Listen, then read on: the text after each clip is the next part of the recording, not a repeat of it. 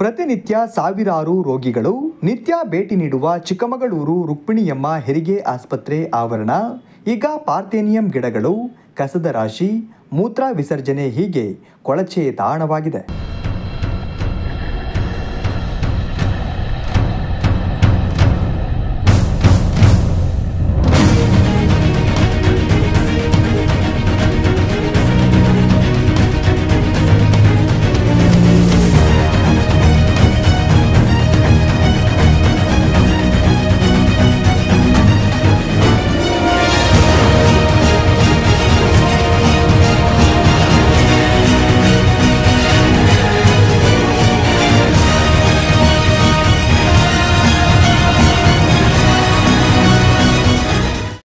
ಈ ಆಸ್ಪತ್ರೆಗೆ ಆಗಮಿಸುವವರು ಬಡವರೇ ಆಗಿದ್ದು, ಆವರಣವೇ ರೋಗಗಳನ್ನು ತರುವ ಕೇಂದ್ರವಾಗಿ ಮಾರ್ಪಾಡಾಗಿದೆ.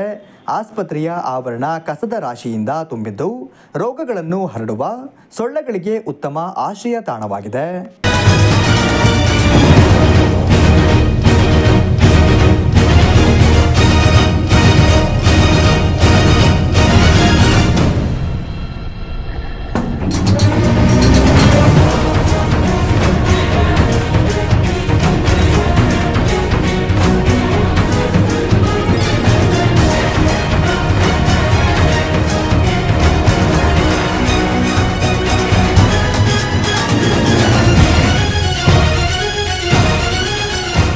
ಇದೇ ವಿಭಾಗದ ಮುಂಭಾಗದ ಜಾಗವನ್ನು ರಸ್ತೆ ಬದಿ ವ್ಯಾಪಾರಿಗಳು ಬಯಲು ಶೌಚಾಲಯವನ್ನಾಗಿ ಮಾಡಿಕೊಂಡಿದ್ದಾರೆ.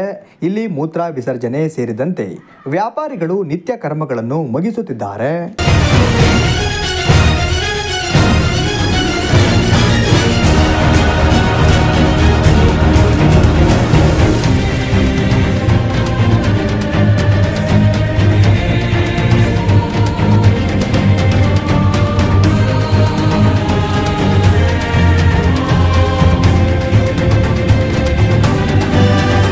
ಆಸ್ಪತ್ರೆಯ ಮುಂಭಾಗದಲ್ಲಿರುವ ಚರಂಡಿಯಲ್ಲಿ ನೀರು ಸರಾಗವಾಗಿ ಚಲಿಸದೆ ಗಲೀಜು ನೀರು ನಿಂತಲ್ಲೇ ನಿಂತಿದೆ.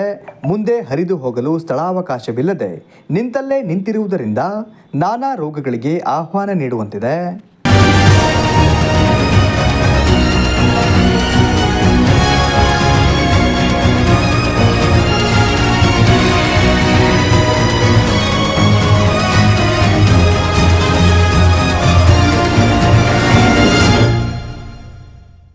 ಈ ವಿಚಾರವಾಗಿ ಅನೇಕ ಬಾರಿ ಸುದ್ದಿ ಪ್ರಸಾರ ಮಾಡಿದ್ದರೂ ಕೂಡ ಈವರೆಗೂ ಆಸ್ಪತ್ರೆಯ ಆವರಣ ಹಾಗೂ ಚರಂಡಿಯನ್ನು ಸ್ವಚ್ಛಗೊಳಿಸಿಲ್ಲ.